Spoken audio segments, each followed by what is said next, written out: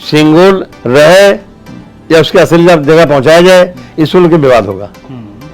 यानी बाबा साहब डॉक्टर अम्बेडकर संविधान मानने वाले एक तरफ, बाबा साहब डॉक्टर अम्बेडकर संविधान को न मानने वाले, इस देश में मनुस्मृति को ही मानने वाले एक तरफ।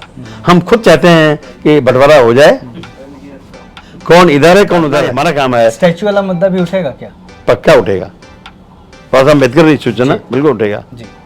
यानी बाबा साहब अम्बेडकर का अपमान ये देश नहीं सहेगा। अब वो जमाना नहीं है जब बाबा साहब लोग कम जानते हों, नेता न हों। अब मानवेंद्र कांताराम जी ने इतना नेता पैदा कर दिया है कि निश्चित रूप तमाम पार्टियों में पहुंचे। जब शपथ ग्रहण चला 2 दिनों तक, तो हर दिन तमाम लोगों ने जय भीम जय संविधान का जिक्र किया। एक वक्त था जब जय भीम कहने पे लड़ाई हो जाया करती थी, मारपीट हो जाया करती थी। अब देश के सबसे बड़े लोकतंत्र के मंदिर पार्लियामेंट में जय भीम गूंज रहा है। ये बड़ी बात है। ये तो बाबा साहब अम्बेडकर के फॉलोअर्स की जीत है। जय भीम, नमस्कार, मैं हूं अशोक दास, आप देख रहे हैं दलित दस्तक। हमारे साथ हैं आर के चौधरी जी, जिन्होंने संसद की सदस्यता ग्रहण करते ही एक ऐसा इशू छेड़ दिया है जिसकी चर्चा देश भर में हो रही है। पिछले साल संगोल स्थापित हुआ था, जब नया पार्लियामेंट बना था, उसको लेकर सवाल उठाया है इन्होंने और कहा है कि हम लोकतंत्र में हैं और जो संगोल है वो राजदंड का प्रतीक है, राजतंत्र का प्रतीक है। और संगोल से देश चलेगा, राजतंत्र से चलेगा, लोकतंत्र से चलेगा या फिर राजतंत्र से। और संगोल को हटाकर भारत का संविधान स्थापित करने की मांग की है। सर, ये मुद्दा जब ये उठा था, जब संगोल लेके आया गया था पार्लियामेंट में, तभी काफ़ी चर्चा हुई थी, लेकिन सरकार बाहुबली थी, किसी की सुन नहीं रही थी। आपने आते ही ये मुद्दा क्यों उठाया? हमने तो माइंड मेकअप किया तभी जी, जब सिंगोल यहाँ लगाया गया था। उस समय अखबार में, मैगजीन में निकलता था जी। मैंने उसको पढ़ा तो मुझे लगा कि सिंगोल शब्द तो तमिल शब्द का है जी, तमिल भाषा का है। उसका अर्थ है राजदंड। राजदंड माने राजा का डंडा, राजा डंडा माने राजा की छड़ी। जब राजा दरबार में बैठता था तो फैसला करता था, जो समझ में आए फैसला कर दिया। सही भी करता होगा, गलत भी करता होगा, लेकिन ना खाता ना वही, जो राजा साहब कहते वही सही। तब कोई संविधान नहीं था, तब कोई गाइडलाइन नहीं थी। अब देश स्वतंत्र है, और खाली स्वतंत्र नहीं है बल्कि बाबा साहब बनाया हुआ संविधान यहाँ लागू है। अब यहाँ लोकतंत्र है, यहाँ चुने हुए प्रतिनिधि बैठते हैं संसद में, और चुनने का अधिकार उनको है जो पढ़े हों ना पढ़े हों, खाली बालिग हों, वोटर नाम हो, उन्हें वोट देने का अधिकार हो, तो अपना प्रतिनिधि बैठते हैं, जो संसद में बैठते हैं, वो तय करते हैं क्या सही क्या गलत है जी। तो वो जमाना गया। अब अगर जिस समय देश आजादी कगार पे था, आजाद हुआ, तब देश के कुछ पुरोहित ने सलाह दिया, उसको लोग मान गए कि जब सत्ता ट्रांसफर हो तो एक कोई सिंबल तौर पे दिया जाए, प्रेजेंट किया जाए। तो कन्विंस हो गए, ये लॉकडाउन मेंटेन भी कन्विंस हो गए। तो उन पुरोहितों के सलाह से राजदंड बनाया गया, छड़ी, राजा की छड़ी अच्छी तरह बनाया गया। उसको लिया अपने हाथ में इन्होंने, लॉकडाउन मेंटेन ने उसको ट्रांसफर कर दिया, दे दिया, सौंप दिया पंडित जवाहरलाल नेहरू को। वो उसमें प्रधानमंत्री थे।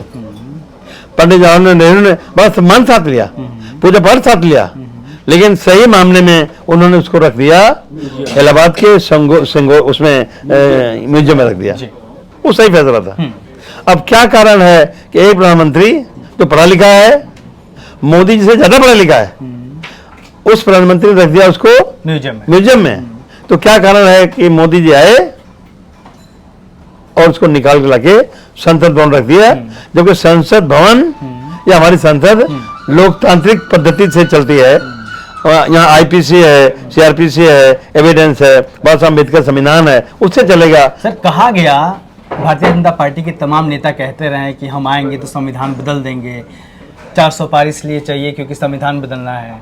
जब ये स्थितियां हो रही थी तो तमाम एक जो वंचित तबका है उसके भीतर से आवाज़ उठी थी विरोध की कि मनुवादी व्यवस्था फिर से लागू करने की कोशिश की जा रही है, जो राजतंत्र की बात होती है।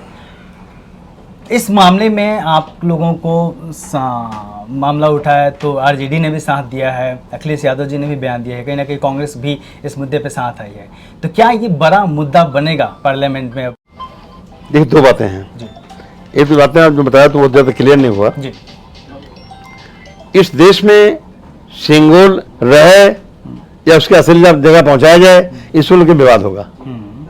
यानी बाबा साहब डॉक्टर अम्बेडकर संविधान मानने वाले एक तरफ, बाबा साहब डॉक्टर अम्बेडकर संविधान को न मानने वाले, इस देश में मनुस्मृति को ही मानने वाले एक तरफ।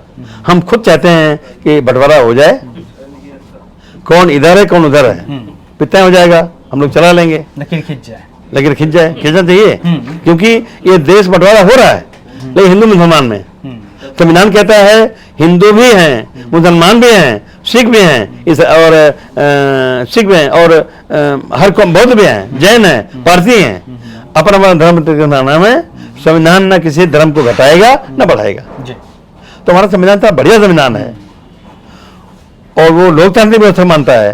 तो निश्चित तौर पर जब तक आर.के. चौधरी सक्रिय हैं तब तो संविधान बात करेंगे। सिंगोल की सही जगह इलाहाबाद का संग्रहालय है। एक और बड़ा मुद्दा है, कल पार्लियामेंट स्ट्रीट पे जंतर मंतर पे प्रोटेस्ट भी हुआ बड़ा, जो बाबा साहब डॉक्टर अम्बेडकर का स्टैचू जो है उसको जिस जगह पे था, जो काफ़ी संघर्ष के बाद लगा था, हजारों लोग जेल गए थे, उसको वहाँ से हटा के दूसरी जगह कर दिया गया। मैंने कहा कि बीजेपी डील होती है आरएसएस से। आरएसएस बाबा साहब अम्बेडकर संविधान का संविधान नहीं मानती, मनुस्मृति को ही अपना संविधान आज भी मानती है।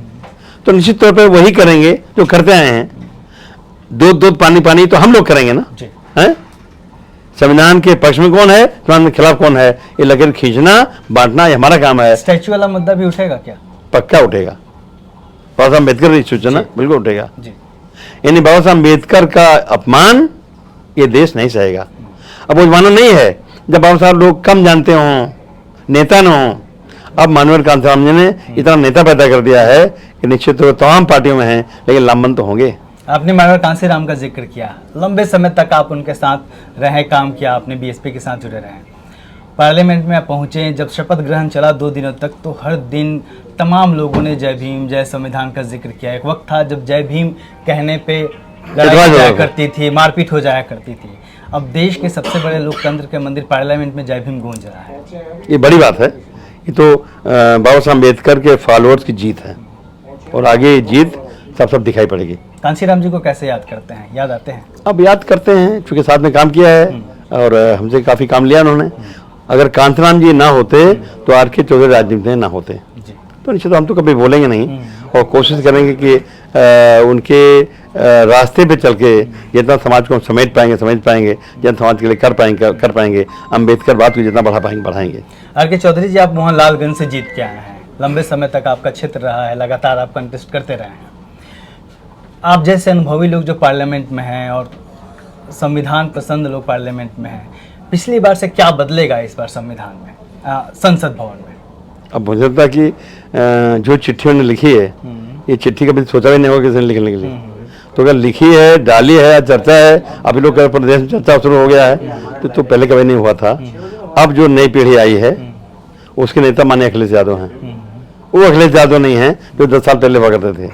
अब अखिलेश यादव ने अपने अंदर डॉक्टर लोहिया सहित बाबा साहब अम्बेडकर को, माननीय कांशीराम जी को समेट लिया है। तो अखिलेश यादव जी ने जो काम किया, जिस तरीके से जिलों के नाम बदले गए या फिर रिजर्वेशन का बिल फाड़ा गया, अब उससे आगे निकल गए हैं, पछतावा है उनको कि ये गलत हुआ? जो हो गया अब पछताए हो क्या, लेकिन नया रास्ता है, पकड़ लिया है और हमें लगता है कि अब भविष्य में वो बाबा साहब अम्बेडकर के पथ चलेंगे। और मुझे लगता है कि आने वाले दिनों में, क्योंकि सोच है जिसकी जितनी संख्या भारी उसकी उतनी सदारी। जी, बहुत बहुत शुक्रिया सर। तो ये थे आर.के. चौधरी जी, जो मोहनलालगंज से सांसद चुने गए हैं समाजवादी पार्टी से, और एक लंबे समय तक अम्बेडकरवाद से जुड़े रहे हैं, बहुजन समाज पार्टी से जुड़े रहे हैं, माननीय कांशीराम जी के साथ उन्होंने काम किया और संगोल का मुद्दा उठा के पार्लियामेंट में एक बड़ा विषय दे दिया है और साफ साफ कह रहे हैं कि अब लकीर खींचनी होगी कि देश संविधान से चलेगा इस तरफ कौन लोग हैं और मनवादी व्यवस्था से चलेगा इस तरफ कितने लोग हैं। देखते रहिए दलित दस्तक। जय भीम।